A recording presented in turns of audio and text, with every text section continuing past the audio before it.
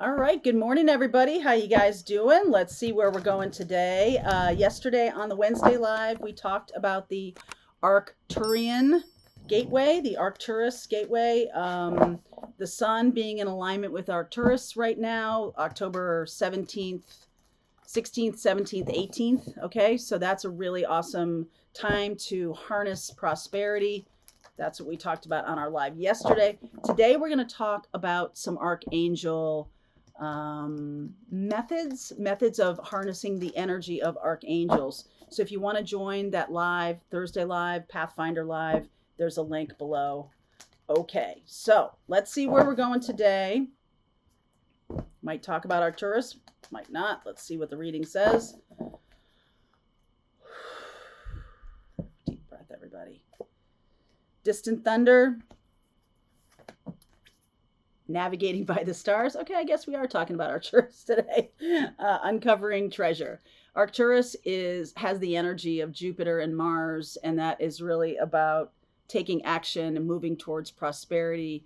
And this does feel to me like by doing that, you're uncovering new opportunities for yourself, uncovering your own capabilities. Sometimes we're looking outside of ourselves to get the things from other people that we need, when really we need ourselves to step up for us, instead of trying to gather love or prosperity in any way, shape, or form from outside sources. We need to gather it from ourselves. Okay, so some of you might also be moving on from a situation that has been kind of rough or toxic, and you're doing that and finding that you are completely capable of doing it. If it's something that you feel like, oh, this is kind of a challenge for me, or it's really outside my comfort zone, I think you're going to find a whole lot more positive you showing up, seeing that you can do it, you can do what you need to do, bringing more self-confidence to yourself, and that is treasure. Okay, that is absolutely treasure. The Three of Cups underneath,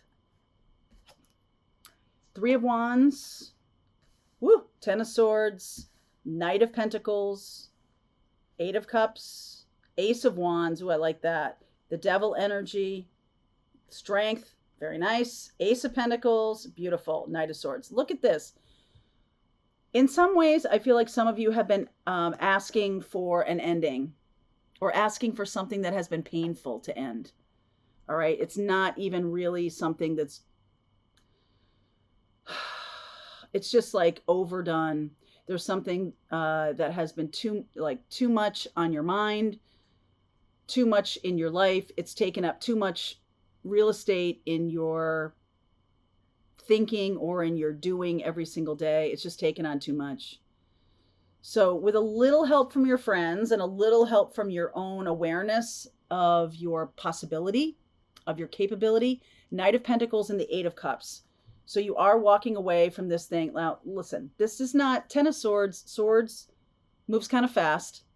It's not like Pentacles. Pentacles takes a long time for things to evolve. Swords doesn't. Swords can happen in an instant, and in the instant you're out of it. I feel like you expect this. Some of you expect this.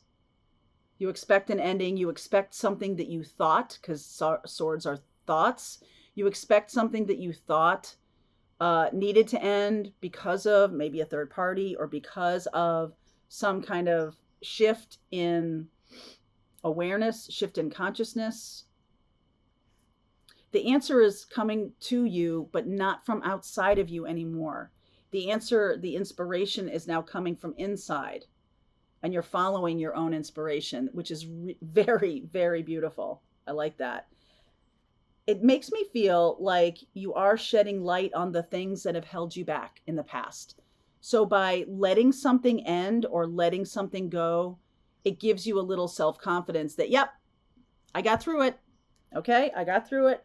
I didn't need a million people to put me back together. I didn't need whatever I used to need to get me back on track. I just was like, yep, this has to end. I'm going to weather it. I'm going to feel it. I'm going to let it roll through me. I'm not going to suppress it. I'm just going to take it in. I'm going to take the lesson from it that I need to take. I'm going to thank the universe for the lesson, and I'm going to move on. There's no need to dwell on this Ten of Swords. It's really just a transaction. Something is ending. It's like, okay, it's time for me to go. Fair enough. I'll mourn it for a little while and then I'll move on. Ace of Wands and the Devil energy. You're really seeing now. It's in front of you. You're really seeing how you got stuck in that other situation or that other mindset that held you back for so long. You're really seeing how you got stuck. And you're doing the work of it, doing the work of releasing it and letting go. I like this very much. This, you've heard me say this before. The Strength card is the only card in the deck that overcomes the Devil energy. And guess where the strength comes from? Inside. Okay? Inside you. This is big. Ace of Pentacles coming in very quickly. New opportunities, new horizons, new beginnings, and coming in very quickly with the Knight of Swords. Okay, so let me just clarify this Ten of Swords for a second here. Chariot, Queen of Swords, Ace of Swords, and the Justice card. Beautiful balancing and energy here. I just feel like you got very clear on your truth, very clear on what was good for you and what was not good for you. And even though this might not have felt all that great, letting it go feels better than holding on to it. Letting it go feels better than holding on. And that might not have always been true. Okay, that might not have always been true. There might have been a lot of fear around something, a relationship. I don't want to let this go. What's going to happen to me after I do? Or a financial situation. But once you do, I feel like you see, because the Devil energy is, we have made a choice to be in this position. This is not something that has come from external. It's only come from, it's only come from external because someone knows your weakness. Someone activates your weakness, and that's how you get stuck in something, because you're too afraid to get out of it. You're too afraid to get out of it because you don't know that you can. You don't know that you have the power to survive something. And in the past, you might have felt, okay, let's just say it. A little example here. If you are somebody who feels that it's only what makes me a successful person is being married, is being a vice president, is having children. What makes me successful is something outside of myself. What this is saying to you is all of those things are trappings of the 3D world and can come and go in your life, sometimes without warning. And if you're hooking your identity to an external thing, being married, having a vice president title, having children, if you're hooking that, even having an illness, sometimes people hook identities to illness, to negative things even.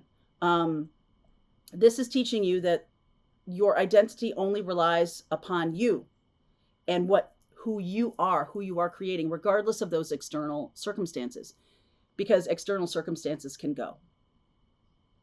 And that means it's not really your identity.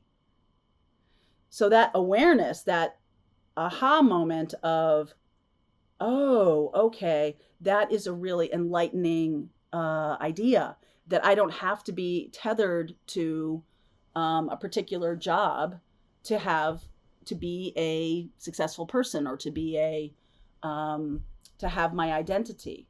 I think that's one of the hardest things. And I might be, I don't know if I've had a harder time with this or an easier time with this. I have Neptune in my first house in Scorpio. And so I hardly ever see the identity of the change before I make it. I hardly ever see. Neptune can be very convoluted, right? And Scorpio is transformation. So with Neptune in that first house, my identity changes over the course of my life, and it has radically changed over the course of my life. It might be easier for me to see that it's not coming from an external source, but it took me a long time to figure that out. Okay, it took me a long time to figure that out.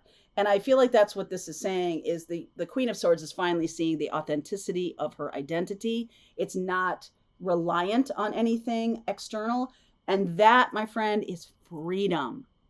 Okay, if you don't have to be tied to a certain thing to exist, if I let go of that, then who am I?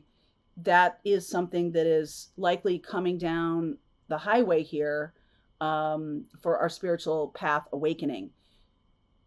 I feel like that's one of the most important lessons to learn, that I'm going to sneeze, that you're not, it wasn't going to be denied. You're not going to be able to, well, let me see if I can say this without it being weird. Your identity exists and floats and ebbs and flows and moves and based on what you think, based on your awareness of yourself. If you have no awareness of yourself other than external mirrors, then when those mirrors disappear, kind of like in Twin Flame, if that mirror disappears, there can be a feeling of like, I don't know who I am now. So I feel like that's what's being asked of us right now, is to really understand our authentic truth, our true identity that comes from inside us, from our connection to spirit. It is becoming aware of that is balancing and is very motivating, and also, you know, helping you move forward in a positive way, that chariot energy. I also feel like there are new opportunities that open themselves up when you're not tied to an external source of self-esteem or anything like that. When you're not tied in that way, things can really open up. And then I think we are uncovering treasure, because it's not a transactional type of experience. It's who you are. I am prosperity. If you use the I am mantra, that is possibly the most, and I feel like that came from Jesus, right? I am. That's what he said, I am. And if you use that same type of energy, you're basically saying, I am here, I am alive, I am joy, I am love, I am prosperity, I am healing, I am everything. Because you are like the drop in the ocean. You are the drop, but you are also the ocean. The drop is made up of ocean, and ocean is made up of the drop. Same thing happens with human beings. We are this human family. You have the whole human family in you, and you also are the whole human family. All right, I'm going to continue on. There's likely some special messages here. Excuse me, Virgo, Capricorn, Leo, Cancer, Libra. I'll pull some cards for those signs: Sun, Moon, Rising, and Venus in the extended. All right, my darlings, link is below if you want to continue on. If you're part of Pathfinders, let's just keep going. All right, I hope you enjoyed that video. If it was helpful to you, please consider liking this video and sharing it with anybody who might have a need for similar kind of information. And if you like this video, check out these videos.